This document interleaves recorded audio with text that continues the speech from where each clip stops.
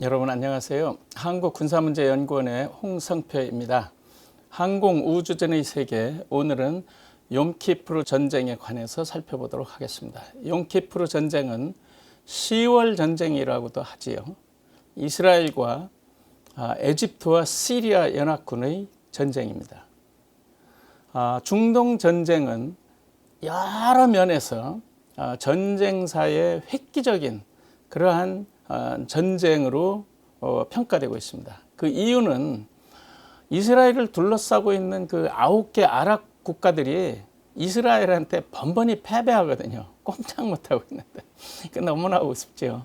군사력도 이제 슬라이드에서 보시겠지만 뭐 10대 1 규모 정도 또는 5대 1 또 최소 2대 1 정도로 이스라엘이 열세거든요. 양적으로 볼 때. 그렇지만 번번이 이스라엘이 이김으로써 너무나 그 전략가들이 아주 획기적인 그러한 전쟁으로 평가를 하고 있습니다. 오늘은 그 중에서 중동 전쟁의 대미라고 할 수 있는 1973년 10월 전쟁에 관해서 살펴보도록 하겠습니다. 히스토리컬 세팅부터 스트래티직 세팅, 오퍼레이셔널 애널리시스, 그다음에 퓨처 임플리케이션 에 관해서 살펴보겠습니다. 히스토리컬 세팅인데요. 1973년 10월 6일부터 23일까지의 전쟁입니다. 왜 10월 6일은 왜 10월 6일이냐? 그것은 아랍이나 이스라엘에게 굉장히 중요한 날짜입니다. 빅 포기브니스 데이, 대사면일이거든요. 욤키프르라는 그 이스라엘이나 아랍 족속들은 그날을 굉장히 대사면절로 지키는 그런 그 절기입니다. 그 다음에 full moon, full obscurity, 또 favorable sea wave. 그래서 이런 모든 것들을 종합해 볼 때 그날 전쟁을 일으키기에 최적의 날이다라고 판단을 했던 겁니다. 그래서 아랍 코알리션은 이집트의 사다트 대통령과 시리아의 무바크 대통령입니다. 둘이 암암리에 그 합의를 했어요.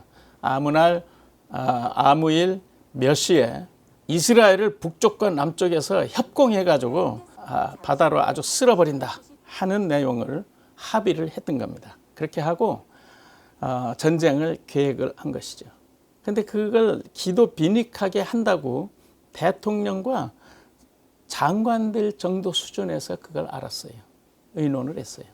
그래서 군대, 현장의 장군들, 이런 그 장병들은 그걸 몰랐습니다. 그냥 동원해서 기동해라. 그러니까 기동해 갔는데 그게 전쟁인 거예요.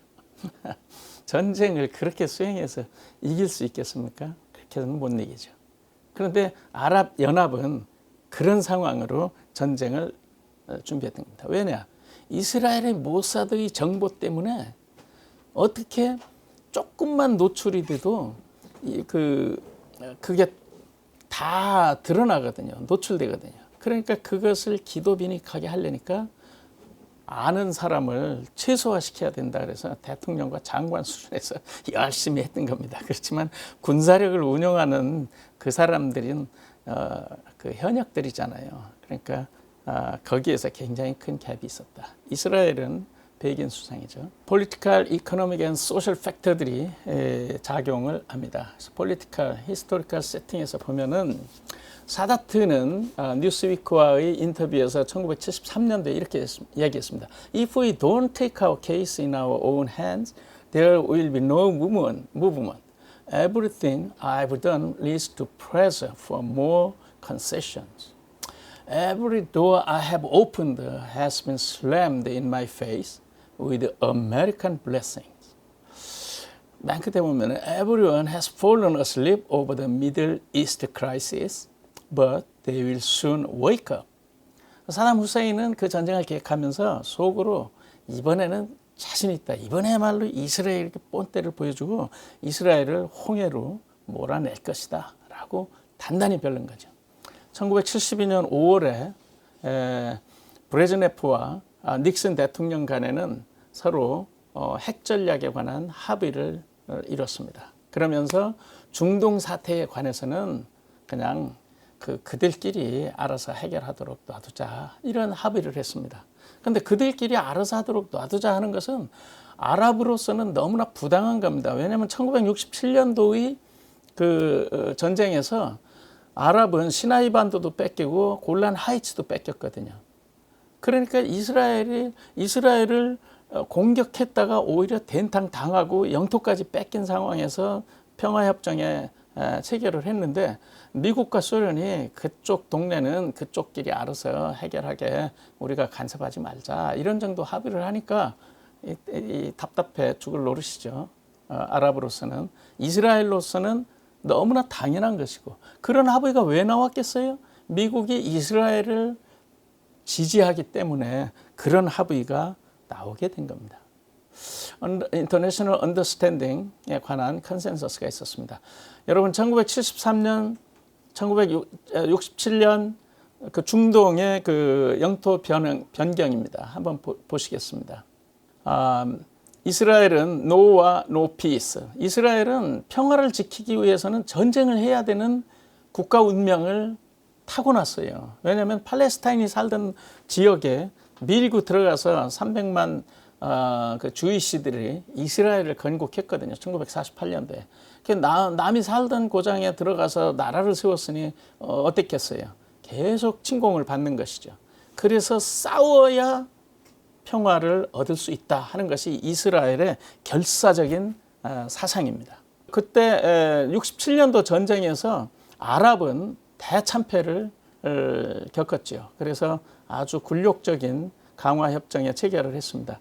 그러고 난 뒤로 No Zionist Nation in the Holy Land, 그게 아랍의 입장입니다.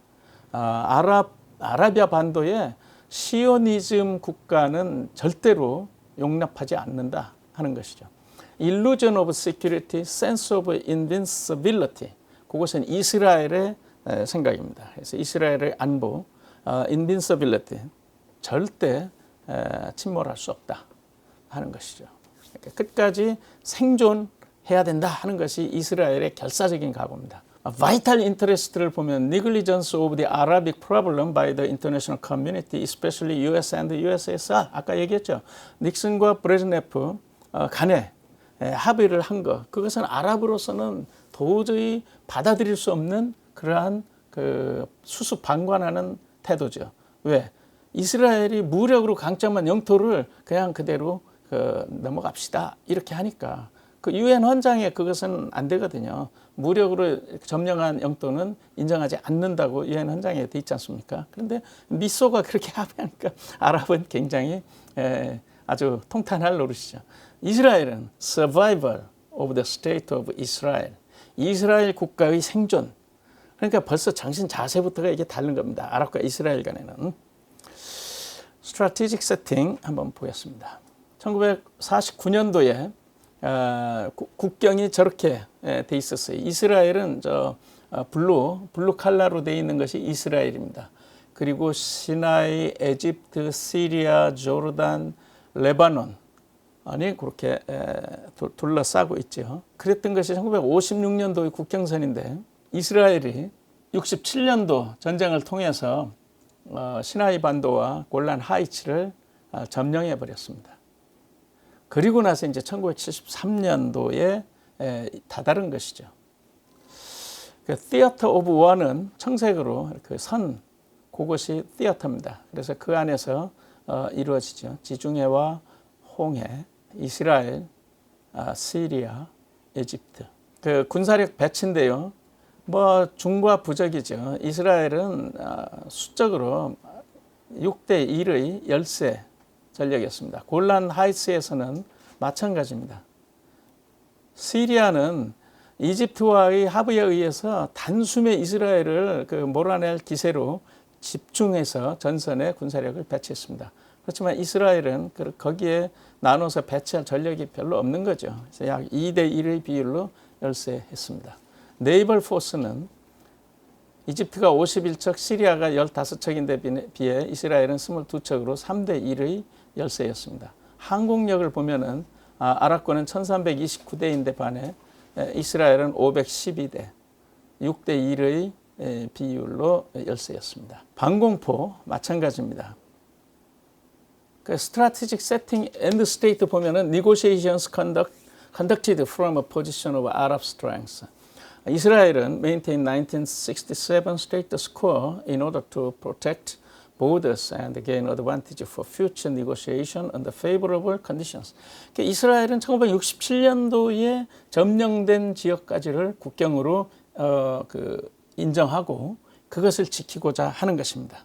Cultural ideological factor. 거기 보면은 이제 빌리프인 지하드. 아랍은 항상 성전을 치룬다는 자기 희생을 감수한다는 그런 각오가 기본입니다. 그다음에 라마단이 있죠. 라마단 기간 중에는 전쟁은 생각도 못하는 것이 아랍권 사람들의 사고방식입니다. 또 restore the moral of the Arabic warrior. 아랍 전사들의 어떤 사기를 다시 회복시키는 것. 그것이 목표고. 이스라엘은 Military Forces Intelligence Service Arab Force 뭐 이렇게. 그래서 이스라엘은 군사 작전에 있어서 정보의 중요성을 굉장히 중요시하게 여기고 있습니다. 왜냐하면 중과 부적인 그 전략 환경 속에서 살아남으려면 어떻게 되겠어요? 정보가 아주 주도 면밀해서 그것을 선제 타격으로 사전에 일을 벌리기 전에 제압해버리는 그러한 작전을 수행해야 되기 때문에 정보 쪽에 특별히 출중한 능력을 보유하고 있습니다. 지금 전 세계적으로 내비게이션의 가장 크레디트가 높은 것이 이스라엘에서 만든 겁니다. 그것은 그만큼 이스라엘의 정보 시스템이 전 세계적으로 경쟁력을 가지고 있다는 것이죠. 수에즈 운하에서의 전쟁. 시나이 반도의 규모는 남북으로 62마일, 동서로 19마일부터 44마일까지 마른 목골입니다.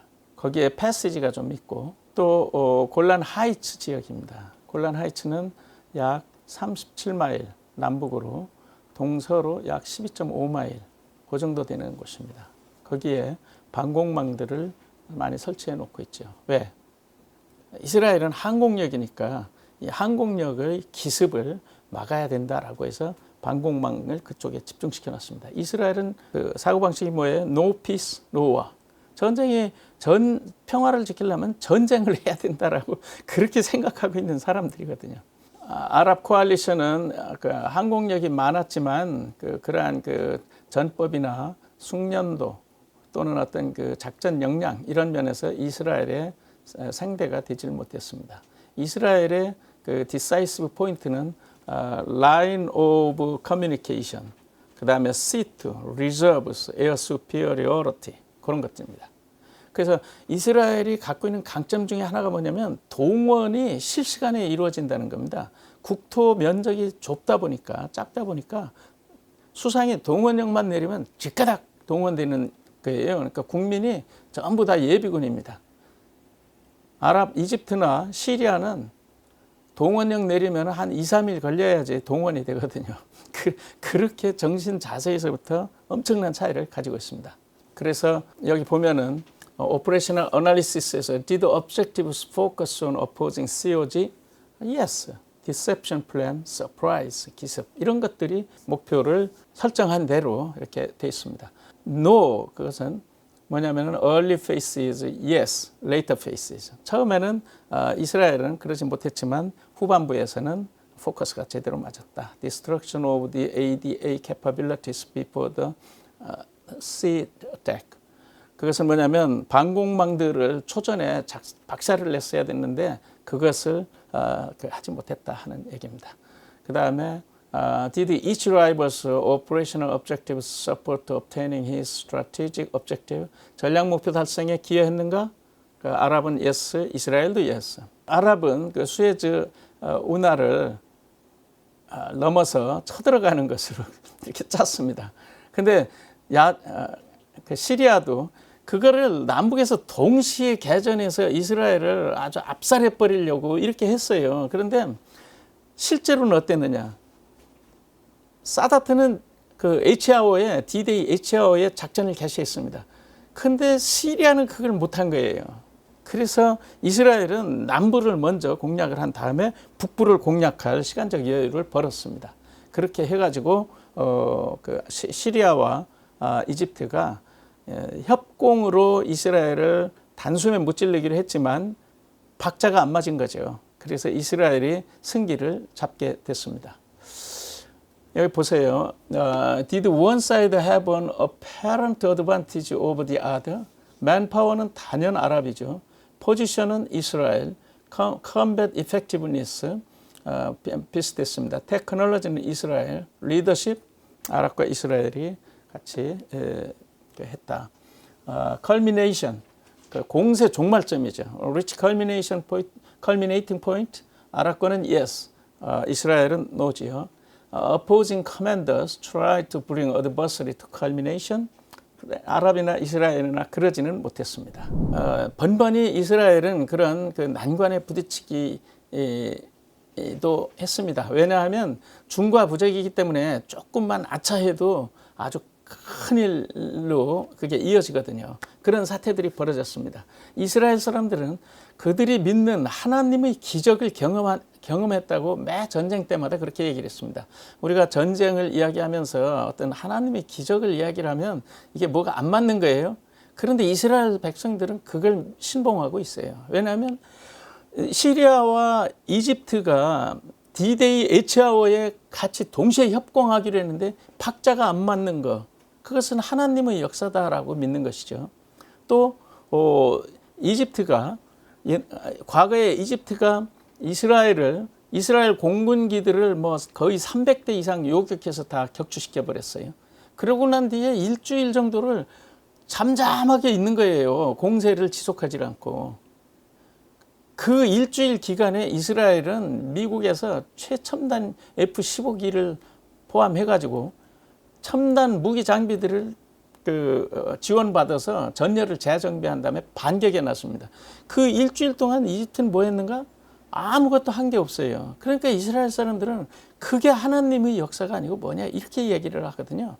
그래서 기독교도들이 볼 적에는 개연성이 굉장히 높은 거죠. 우리가 인간적인 생각으로는 왜 이겨놓고 일주일간 머뭇거리고 그러고 있는가 이해할 수가 없는 겁니다.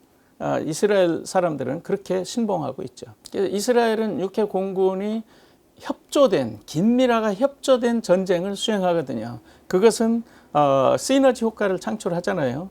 그래서 수적으로는 중과 부적으로 열세지만 이집트와 시리아를 상대로 해서 이길 수 있었습니다. 오히려 전선을 더 확대하고 시나이 반도를 건너서 이집트까지 쳐들어가는 거예요. 이스라엘 군들이. 또 골란 고원에서도 마찬가지예요. 시리아 깊숙이 중심 작전까지 수행하는 그러한 전과를 올렸습니다. 그렇게 해서 이스라엘은 절체절명의 위기를 극복해냈거든요. 이제는 종전을 서로 협상을 하게 됩니다. 너무나 재미있는 것이 아랍 국가들이 이스라엘을 완전히 아주 축출하려고 몇 차례 마음을 먹고 대들었지만 번번이 패배했어요. 너무나 희한하잖아요. 근데 이번 73년도의 전쟁도 10월 전쟁도 마찬가지입니다. 그래서 미국에서 부랴부랴 중재를 해가지고 캠프 데이비드에서 서로 평화협정을 체결을 하게 됩니다. 이집트나 시리아는 전선으로부터의 그게 멀어요. 그 작전 부대가. 그래서 그 C2가 원활하지 못했습니다. 그런데다가 또 작전 계획을 처음부터 군 지휘부에게 이렇게 오픈한 게 아닙니다. 그래서 전쟁을 개시하고 나서 그 계획들을 알려주고 군대를 리모틀리 컨트롤하려고 그러니까 그 작전이 기민하게 됐겠어요, 안 됐겠어요? 곳곳에서 빵꾸가 나는 겁니다. 시리아도 마찬가지입니다. 그런 반면에 이스라엘은 따얀 장군부터 현지 지휘관들이 긴밀하게 협조하면서 작전을 수행을 했습니다. 이코노미 오브 포스, 이스라엘은 정예 군으로 비록 수적으로는 적지만 전투를 짜임새 있게 수행을 해서 적들을 격퇴시켰습니다. 유니티 오브 에포츠, 육해 공군력을 합동으로 운영을 해서 시너지 효과를 냈습니다. 리버티 오브 액션, 전쟁 그 지휘관에게 전권을 위임을 해서 전쟁을 수행하도록 이렇게 했습니다. 유니티 오브 커맨드, 이집트와 시리아는 그런 면에서 이스라엘과 아주 그 비교가 되는 그런 열악함을 보여줬습니다. 그래서 이스라엘은 디자인 앤드 커맨드 at the top, the initiative at all the level. 전 장병이 한 마음 한 뜻으로 뭉쳐서 싸운 반면에 이집트와 시리아는 그러질 못했습니다. 디자인과 커맨드는 at the top에서 했고 no initiative with the subordinate. 중간 이하 제대에서는 전쟁 수행하는지도 모르고 기동명령 받고 가면서 그 전쟁에 투입되게 됐던 겁니다. 인텔리전스, 아까 말씀드렸지만 이스라엘의 모사드는 전 세계에서 최강입니다. 서프라이즈, 기습도 누가 더 잘했겠어요. 이집트와 시리아는 기습으로 전쟁을 시작했지만 결국 반격을 받고 패퇴를 하게 됐습니다. Future implication을 보면 한번 보세요. All lessons in operational level command can be derived from this operation. Surprise, preparation, and joint cooperation made it possible to the Arabs to carry out successes during the first days. The use of high technology, joint cooperation against an effective and adversary pool of information have permitted the Israelis to reverse the situation in their favor. 그래서 초전에는 아랍이 우세한 것으로 전개가 됐지만 후반부에는 이스라엘이 반격을 해서 전쟁을 승리로 이겼다. 또 how does the operations relate to current U.S. operational warfighting doctrine? 거기에 보면은 joint operation, SIT, intelligence, offense, deception, link between strategy and operational level. 그래서 전쟁에 대한 어떤 그 목표, 또 그 전략, 전술 이런 것들이 모두가 다 공유하고 나가서 싸워야 이긴다 하는 교훈을 남겨줬습니다. 예, 이상입니다. 좀 더 세부적인 사항은 여러분들이 좀 살펴보시고 또 전 궁금하신 분은 저하고 컨택해 주시면 또 제가 추가적인 그런 말씀을 드릴 수도 있겠습니다. 여러분 장시간 경청해 주셔서 감사합니다. 수고하셨습니다.